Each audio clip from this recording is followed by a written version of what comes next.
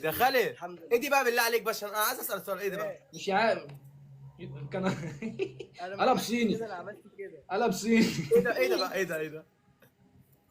بعتذر لهم. اللي انا انت كنت انا التيشيرت وهو إيه، لا ما ده اللي ناقص عشان رضيتش. تلاقي القيس خدك في حضنه. تجنبت الانتقادات. مش بس دخل انا فيك شايف وحش. اللايف انت عمال تقول لي صاصه كتفه كتفه، انا قلت بقى استرها يا رب، الواد طلع بيعيط، قلت ايه اللي حصل؟ يا عم لا هو ضغط. كتفه اتخلع. اتخلع. لا يا عم، هو الواد ده كتفه بيتخلع ويترد تاني عادي. اه.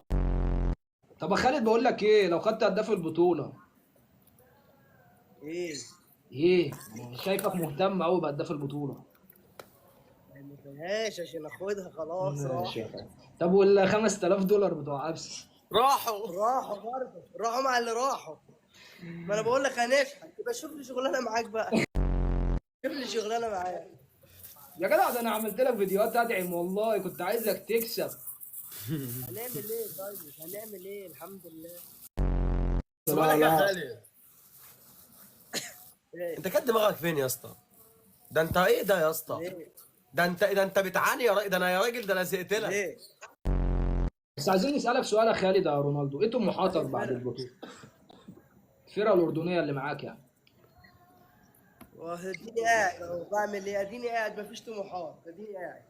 محدش كلمك ابراهيم فايق ما رنش ولا حاجه؟ ولا حتى سيف الدين الجزيري رن عليا.